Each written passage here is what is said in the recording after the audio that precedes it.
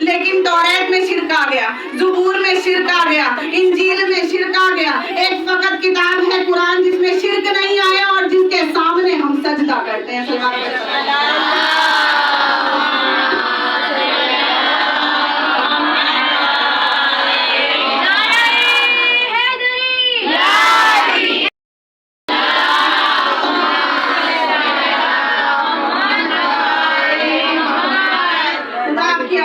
رحمت نازل کرے اور خدا سلامت رکھے نعرہ لگانے والوں کو اور اس کا جواب دینے والوں. تو توریت, انجیل, زبور, قرآن, چاروں کتابیں اللہ کی بھیجی ہوئی کتابیں. میں آپ سے پوچھوں گی کنیزان سیدہ کہ آپ توریت کے سامنے نماز پڑھو گے؟ ایک بھی نہیں کہے گا ہاں.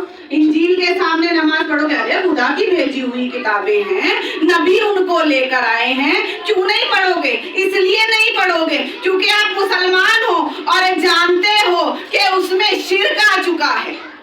لیکن قرآن فقط ایک ایسی کتاب ہے جس کے سامنے ہم نماز پڑھتے ہیں اور جس کے بنا نماز قابل قبول ہے ہی نہیں. صلوات پڑھیں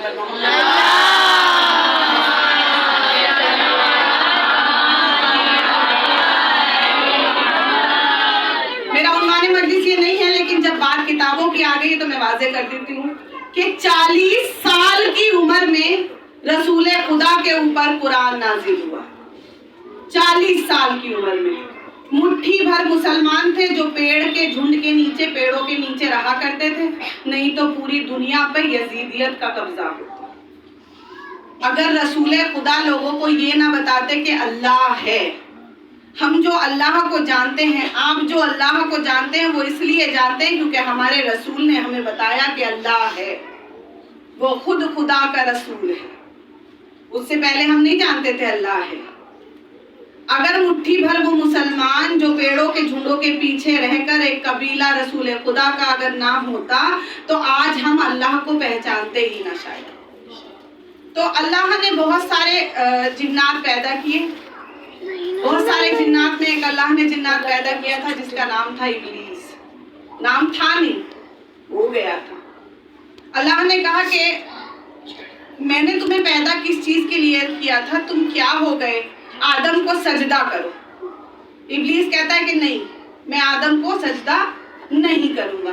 آدم کو سجدہ, اللہ نے کہا کیوں نہیں کرو گے؟ کہ اللہ تجھے مانتا ہوں لیکن آدم کو تم نے مٹی سے بنایا اور مجھے تم نے آگ سے بنایا اور آگ مٹی سے افضل ہے, اس لیے میں آدم کو سجدہ نہیں کروں گا.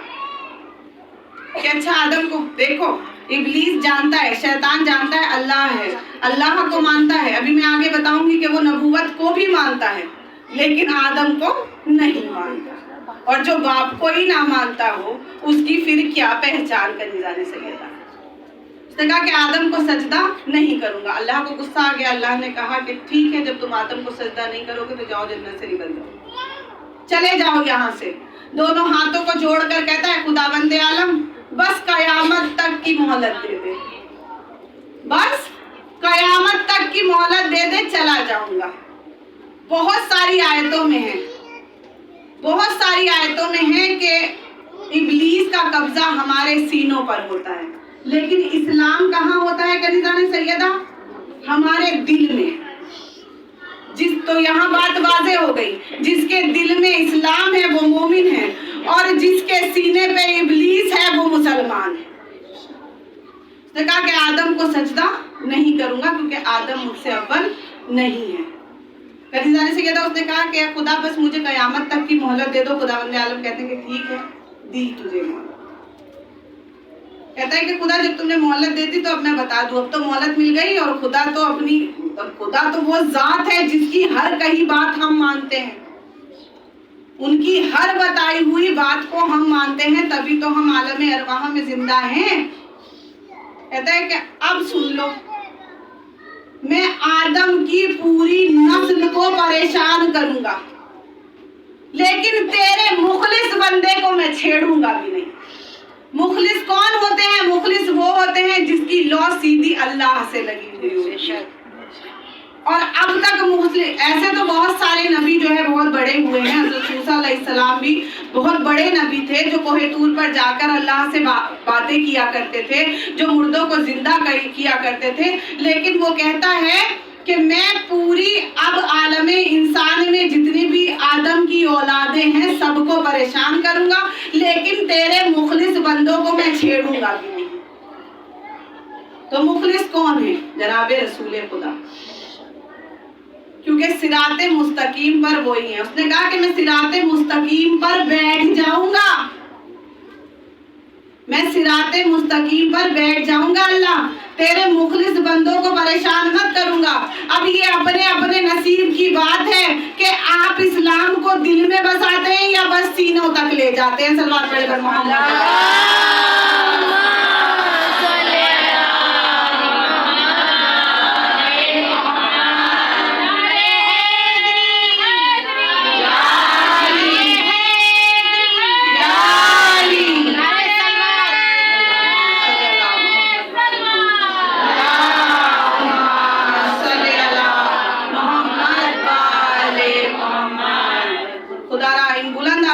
سوائے غم حسین کے کبھی بلند نہ ہونا.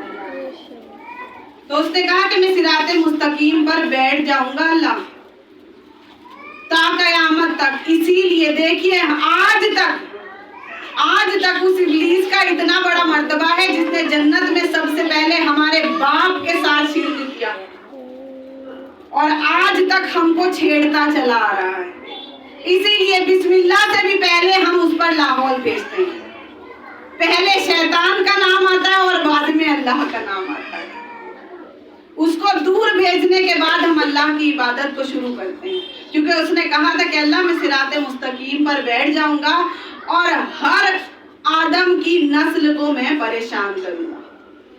آدم کی نسل کو پریشان کرے گا نا, لیکن جو ہمارے آل محمد ہیں, جو ہمارے معصومین ہیں, وہ تو نہ جانے پہلے کب کے خلق ہو چکے تھے.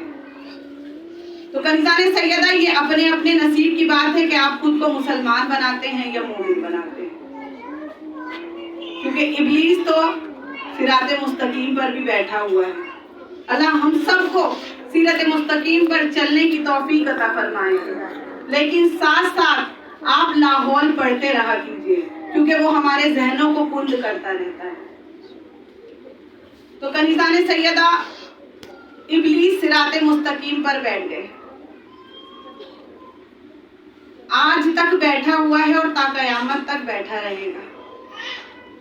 اب اللہ نے کتنی ذاتوں کو, سب کو اللہ نے خلق کیا, کیونکہ خلق کرنے والا خالق وہی ہے, ہم تو سب مخلوق ہیں.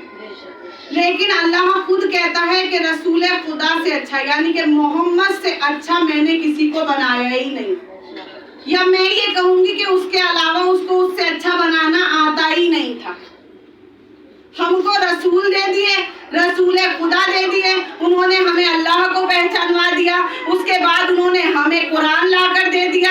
اب ہم مسلمان تھے, اب مومن بننے کے لیے ہمیں قرآن کی تلاوت کرنی پڑے گی, ہمیں صراط مستقیم پر چلنا پڑے گا. کنیزان سیدہ رسول خدا نے بھی اپنی رحلت کے بعد یہ بات کہا تھا کہ میں تمہارے بیچ میں, تمہارے درمیان میں دو چیزیں چھوڑ کر جا رہا ہوں, ایک اہل بیت, دوسرا قرآن. ایک اہل بیت, دوسرا قرآن. قرآن نبی کی 40 سال کی عمر میں ان پر نازل ہوا تھا اور علی کا عقد 25 سال کی عمر میں ہوا تھا. کنیزان سیدہ مومن اور مسلمان دماغوں میں رکھیے گا اپنے, علی کا جناب رسول خدا کا جو عقد ہے وہ 25 سال کی عمر میں ہوا تھا. جب 25 سال کی عمر تھی, جناب رسول خدا دو ہی چیزیں لینے گئے ہیں, ایک خدیجہ کو لینے گئے, دوسرے علی کو لینے گئے. رسول خدا ایک خدیجہ کو, ایسے تو ان کی اور بھی بیویاں تھی, باقی سب آئی ہیں. رسول کے اوپر ہر چیز چل کر آئی ہے, چاہے وہ قرآن کیوں نہ ہو. باقیوں کو کتابیں لینے جانا پڑا, اللہ کی 3 کتابیں لینے نبی خود گئے, لیکن قرآن رسول کے قلب پر نازل ہوا 40 سال کی عمر میں. 25 سال کی عمر میں جب رسول خدا کا نکاح ہوا, ایک مرتبہ خدیجہ کو لینے کے لیے رسول خدا کی بارات وہاں پر گئی. جب بارات وہاں گئی گئی تو آپ کو پتا ہے جناب خدیجہ جو تھی وہ شہزادی تھی. صلوات پڑھیں پر محمد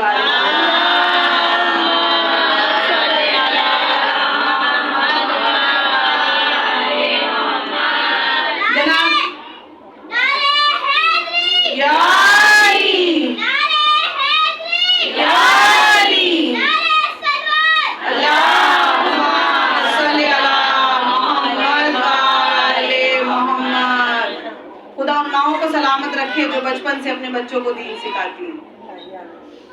تو 25 سال کی عمر میں جب جناب رسولہ خدا کی بارات جناب خدیجہ کو لینے کے لیے گئی ہے، تمام ملا مولوی وہاں پر موجود تھے کیونکہ شہزادی کا عقد پڑھایا جانا تھا. تمام ملا مولوی. ابھی قرآن نہیں آیا ہے، اپنے ذہنوں میں رکھیے گا کہ ابھی قرآن نہیں آیا ہے کیونکہ رسول خدا صرف 25 سال کے. تو جب وہاں پہنچ گئے، ہر کوئی بڑا بڑا مرد مومن جو ہے وہ لڑ رہا ہے، میں محمد کا نکاح پڑھاؤں گا، میں خدیجہ کا نکاح پڑھاؤں گا، میں محمد کا نکاح پڑھاؤں گا، میں خدیجہ کا نکاح پڑھاؤں گا. ایک مرتبہ محمد مصطفیٰ کہتے ہیں، سرور کائنات کہتے ہیں، ارے رک جاؤ میرے بابا موجود ہیں، میرا نکاح میرے بابا ابو طالب پڑھائیں گے. کیونکہ آپ سب کو پتا ہے کہ چچا کی گود میں رسول خدا پروان چڑھے ہیں، چچا کی گود میں رسول خدا پروان چڑھے ہیں.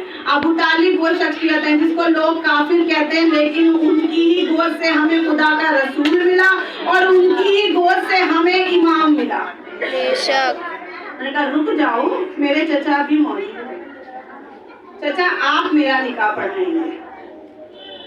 مورخ ہر چیز لکھ رہا تھا. مورخ کہتے ہیں رائٹر کو، یہ میں نے پہلے بھی ایک مجلس میں پڑھا ہے. مورخ کہتے ہیں رائٹر کو.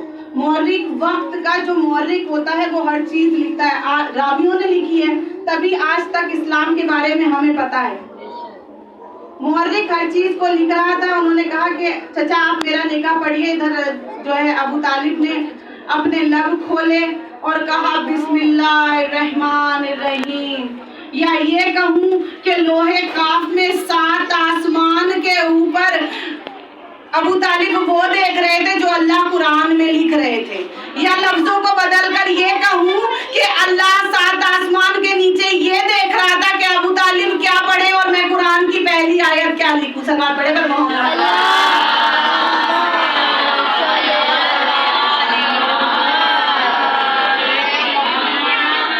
قرآن کی پہلی آیت بسم اللہ ہے نا، لیکن اس وقت رسول صرف 25 سال کے تھے.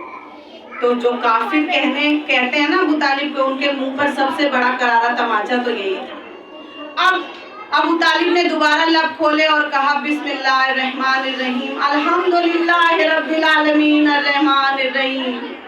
جیسے ہی یہ کہا تو قرآن کی دوسری سورت الحمدللہ وہی آج بھی موجود ہے. تو وہ جو کافر جس کو مسلمان کہتے ہیں، جس کی گود سے ہمیں رسول ملا، جس کی گود سے ہمیں علی ملا، اب یا تو اس کی زبان قرآن بن گئی یا اس نے قرآن کو پہلے ہی پڑھ لیا تھا. مر گیا مورخ، منہ پیٹ لیا مورخ نے. جب 40 سال کی عمر میں قلب رسول کے اوپر قرآن نازل ہوا ہے نا اور آیت کو پڑھا گیا اور مورخ کی لکھی ہوئی کتاب سے وہ چیز ملائی گئی، مورخ نے منہ کو پیٹ لیا. میں ہی ملا تھا، میں ہی ملا تھا، میں ہی ملا تھا رسول کا نکاح لکھنے کے لیے. یہ تو قرآن میں آیتیں ہی وہ ہیں جو ابو طالب نے رسول کے نکاح میں پڑھی تھی. تو اب آپ کو سمجھ میں آیا کہ مومن اور مسلمان میں کیا فرق ہے. کیونکہ مسلمان تو وہ بھی تھے نا جو رسول کا نکاح پڑھنے کے لیے وہاں پر بیٹھے تھے، اور ابو طالب وہ تھے جس کی زبان قرآن بن گئی. تو کنیزان سیدہ 2 چیز لینے علی گئے ہیں. میں نے بھی بتایا کہ ہر چیز رسول پر نازل ہوئی ہے. رسول نے جو جام پیا وہ کوثر بن گیا، جس جگہ بیٹھے وہ جگہ جنت بن گئی. رسول کے نواسے جنت کے سردار بن گئے. رسول کی بیٹی پورے عالم کی شہزادی ہے. رسول کو کہیں جانا نہیں پڑتا تھا. رسول وہ ہے جس نے منبر سلونی سے لوگوں کو بولنا سکھایا. بولنا سکھانے کا مطلب ہے ادب، ہوتا کیا ہے, بولا کیسے جاتا ہے؟ جس نے ہمیں بتایا کہ خدا ہے. اے رسول تو جانے اور تیری بات جانے, تو نے کہا خدا ہے تو ہم مانتے ہیں کہ خدا ہے. تو واضح ہو گیا آپ کو مومن اور مسلمان. مومن وہ ہے جو 7 آسمانوں کے اوپر بھی دیکھ لے کہ اللہ قرآن میں کیا لکھ رہا ہے, یا یہ ہو جائے لفظوں کو بدل دوں, یا اللہ یہ دیکھے کہ مومن کیا کہہ رہا ہے. اور مسلمان وہ ہے جو انتظار ہی کرتا رہے. اب کنیزان سیدہ آج عشرے کی 10ویں مجلس ہے, تو فضائل امام حسین میں بیان کرنا چاہتی ہوں.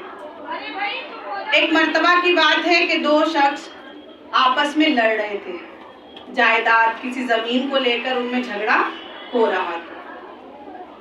آپس میں بہت جھگڑے تھے. اس کے بعد وہ ہائی کورٹ چلے گئے. ہائی کورٹ میں انہوں نے مقدمہ ڈال دیا. ایک شخص اس میں سے مقدمہ جیت گیا. اب جب شخص وہ مقدمہ جیت گیا اور جیت کر وہ لوگ واپس آ رہے تھے, تو جو ہارا تھا وہ کہہ رہا تھا کہ ابھی میں سپریم کورٹ جاؤں گا. اس نے کہا تم جاتا رہے, میں تو جیت چکا ہوں. دماغوں میں رکھیے گا مومن اور مسلمان, تو جاتا رہے, میں تو جیت چکا ہوں. کسی نے اس کو سمجھایا نہیں نہیں نہیں نہیں, پہلی عدالت سے کچھ نہیں ہوتا جب تک تم دوسری عدالت میں جیتو گے نہیں. جب تک تم دوسری عدالت میں جیتو گے نہیں. اس کی سمجھ میں بات آ گئی, اس نے بھی سپریم کورٹ میں کیس ڈال دیا, اب پھر دوسری بار جیت گیا. اب سپریم کورٹ سے تو بڑی عدالت بس ایک ہی ہے. سپریم کورٹ سے بڑی عدالت تو بس ایک ہی ہے.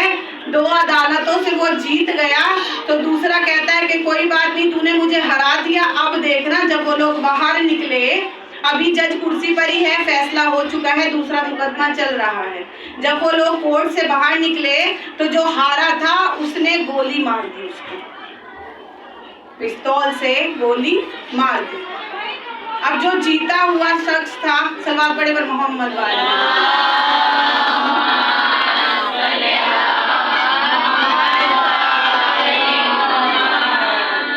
جو شخص جیت گیا تھا اس نے گولی مار دی. اب جب گولی مار دی تو یہ گولی کی جو آواز ہے وہ جج کے کانوں تک پہنچ گئی. جب جج کے کانوں تک یہ آواز پہنچ گئی, اس نے سوال کیا کہ کیا ہوا, کیسی آواز آئی ہے. کہ انہوں نے بتایا کہ جو ابھی 2 مقدمہ وہ جیت کے گئے ہیں, تو جو ہارا تھا اس نے جیتنے والے کے گولی مار دی. اب یہ دیکھیے کنیزان سیدہ, گولی تو اس نے اس لیے ماری تھی کہ یہ بھلے ہی جیت گیا ہو, یہ مر جائے گا تو جائیداد مجھے مل جائے گی, یہ مر جائے گا تو جائیداد مجھے مل جائے گی, اس لیے گولی ماری. اب کیا ہوا کہ پولیس اسے پکڑ کر لے گئی. پولیس اسے پکڑ کر لے گئی, لیکن جو اس نے رائفل یا پستول جو اس نے استعمال کی تھی, یہ پتہ کیا گیا کہ یہ کس کی ہے. تو پتہ لگا وہ کسی بہت بڑے VIP کی ہے. اپنے ذہنوں کو میری طرف متوجہ کیجیے گا کہ یہ تو ایک بہت بڑے VIP آدمی کی ہے, یہ اس کی نہیں ہے. لیکن VIP کا نام چھپانے کے چکر میں, VIP کا اس VIP کا جس کی پستول سے اس نے گولی چلائی تھی, اس VIP کا نام چھپانے کے چکر میں اس کو کہا کہ تجھے عمر قید کاٹنی پڑے گی, کیونکہ اگر تو نے اس کا نام لے دیا تو تیری نسل تو ویسے بھی خطا ہے. تو کنیزان سیدہ, یزید کوئی چھوٹی موٹی شخصیت نہیں تھا. اپنے ذہنوں کو وہاں بھی رکھیے گا کہ یزید مسلمان تھا, مومن نہیں تھا. میرا عنوان مجلس سب کے ذہنوں میں ہے. تو کہتے ہیں VIP کو چھپانے کے چکر میں انہوں نے کہا کہ تجھے عمر قید کاٹنی پڑے گی. تو اس نے کہا اگر میں عمر قید کاٹوں گا تو جس جائیداد کے لیے یہ جھگڑا ہوا تھا اس جائیداد کا کیا ہوگا, کہ وہ جائیداد جو مر گیا ہے اس کے بچوں کے پاس ساری زندگی رہے گی. کنیزان سیدہ, آپ کے ذہن وہاں تک پہنچے نہیں ہیں. میں کہہ گئی اپنی بات کو کہ یزید بھی بہت بڑا تھا, خلیفاؤں نے یزید کو خلیفہ چنا تھا, لیکن جائیداد آج بھی ہمارے پاس ہے. جائیداد آج بھی ہمارے پاس ہے. کنیزان سیدہ, یزید کوئی چھوٹا بڑا نہیں تھا. جب ہم نے خلیفاؤں سے پوچھا کہ تم نے یزید کو, واضح ہو گئی نا بات, کہ تم نے یزید کو خلیفہ کیسے بنا دیا، یزید کو خلیفہ کیسے بنا دیا۔ تو اس وقت کا یہ دور تھا، یہ طریقہ تھا، یہ چلن تھا، یہ ٹرینڈ تھا کہ نارمز تھے کہ اس کو خلیفہ بنا دیا جاتا تھا، یا تو اس کا باپ یا خلیفہ مرتے وقت جس کا ہاتھ پکڑ کر کہہ جائے کہ میرے بعد یہ خلیفہ بنے گا، یا پھر اس وقت 6 لوگوں کی کمیٹی اس ٹائم ہوا کرتی تھی، وہ لوگ اکٹھا ہو کر، بزرگ جو لوگ تھے وہ اکٹھا ہو کر کہہ دیا کریں کہ یہ خلیفہ بنے گا۔ یزید نے سارے جتنے اس سے ہو سکے پیکڑے اس نے سارے اپنائے، رولز اس نے سارے فالو کیے، سارے کام اس نے کیے، ہر طرح کی چیز اس نے ٹرائی کری۔ 6 لوگوں کی کمیٹی کی جگہ اس نے 1/3 مسلمانوں کو اکٹھا کر ہاں کہلوائی اپنی بیعت کے لیے اور خلیفہ بنا۔ لیکن آج بھی جائیداد ہمارے ہاتھ میں ہے، مٹھی بھر مسلمان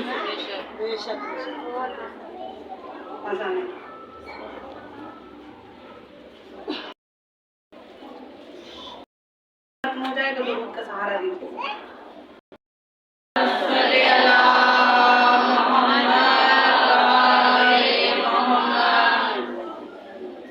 تو کنیزان سیدہ، جائیداد آج بھی ہمارے پاس ہے۔